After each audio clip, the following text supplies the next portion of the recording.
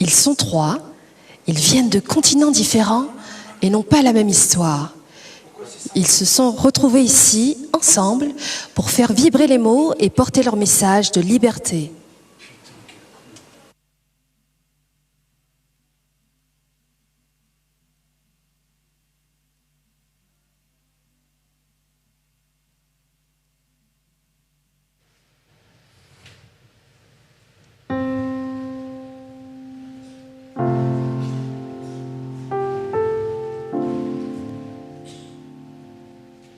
Mesdames et messieurs, méfiez-vous des vagabonds, artistes, réfugiés et autres adeptes des révolutions.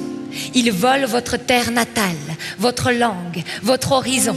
Ils se moquent du capital et des lois de vos nations.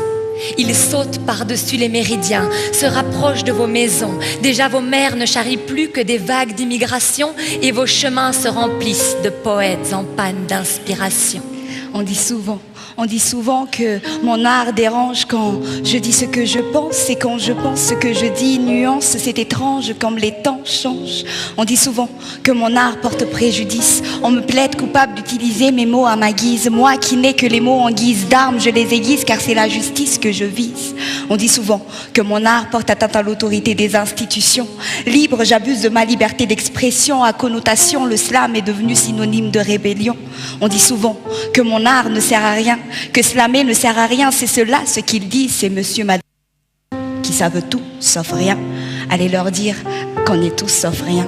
Parce que s'il y a une chose que je sais, c'est que je ne sais rien, disait Socrate. Et Descartes, que la parole a beaucoup plus de force pour persuader que l'écriture, sachant toutefois que les écrits sur les paroles souvent perdurent. Alors pourquoi j'écris? Serait-ce par soif de liberté? Par mélancolie d'un lieu où je n'ai jamais mis les pieds? Face à ma feuille, un peu de paix et de sérénité, alors je crée. Toujours en quête de raison, souvent de se le dire et de partir sans raison. Oui, j'ai soif de liberté. Mélancolique d'un lieu où je n'ai jamais mis les pieds, que l'humain n'a pas souillé, où la liberté des uns s'arrête encore là où commence celle des autres. Car chez nous, les femmes n'ont pas le droit à l'éducation. Une femme est avant tout une mère, une épouse, celle qui se lève tôt le matin pour aller chercher de l'eau au puits, celle qui fait bouillir la marmite pour nourrir sa famille, celle qui apaise les cris, celle à qui on a appris à dire oui. Oui, car quand le monde, la femme obéit. L'homme, lui, n'a jamais tort, mais parfois il oublie de les avouer. Fumanet paraz anaïzeti.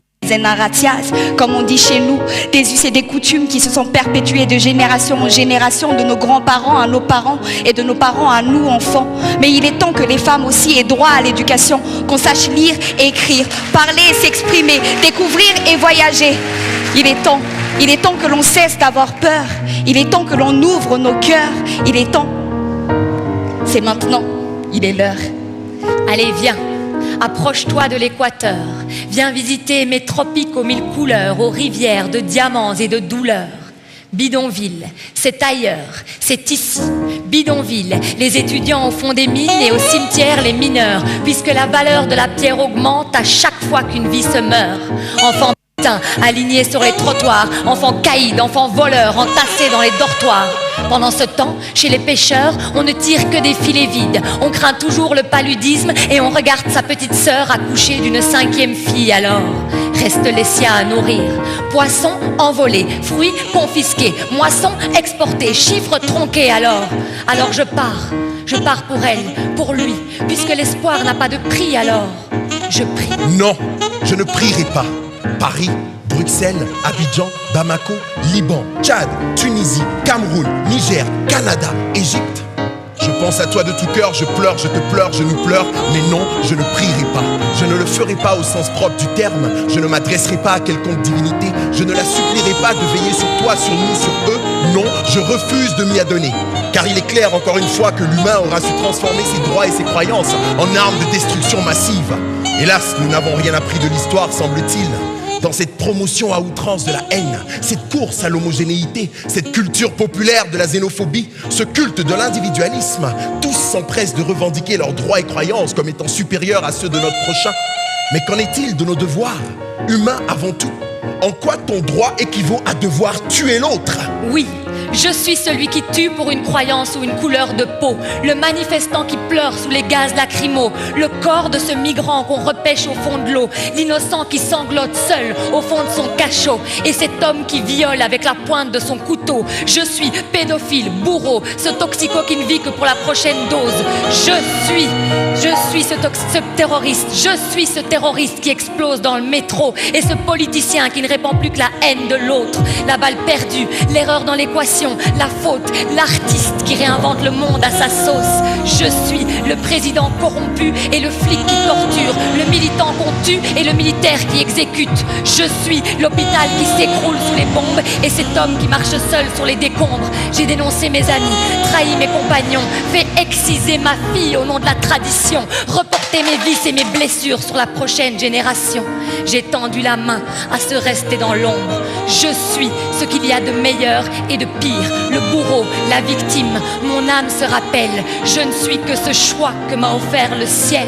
Mon âme se rappelle, je suis cet autre que je déteste, je suis cet autre que j'aime. Mon âme a ses souvenirs qui lui donnent des racines et des ailes. Le ciel, la terre, l'ombre, la lumière, la paix, la guerre, une altercation de circonstances ont fait le yin et le yang. Ce qui fait que l'un sans l'autre on ne peut exister. Que d'un accord en désaccord, une alliance se crée, ralliée en un traité signé en deux mots. Fraternité, unité.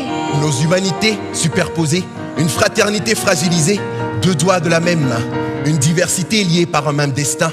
La différence est le point de division, mais cette différence est aussi notre communion. L'enfant naît dans ce monde sans aucune crainte, rappelez-vous-en, aucun jugement et aucune peur. Ce n'est que la curiosité de la découverte dans les yeux, ce n'est que des boules d'amour dans le cœur, une haine étrange, une noirceur absurde. Mais de ma noirceur je te couvre et de mon sourire je t'effraie.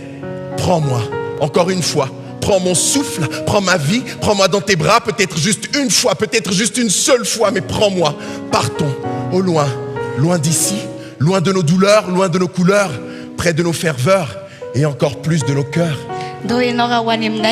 La couleur n'existe pas, que tu sois noir ou bien blanc, que tu aies la peau mate ou bien marron.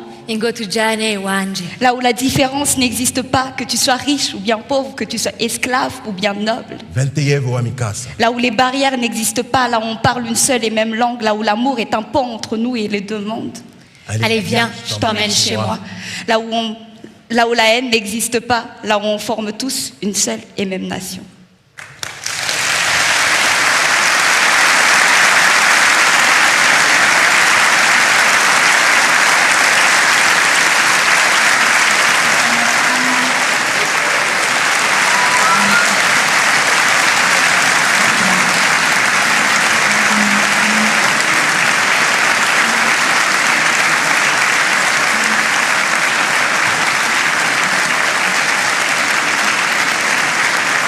Merci à nos artistes.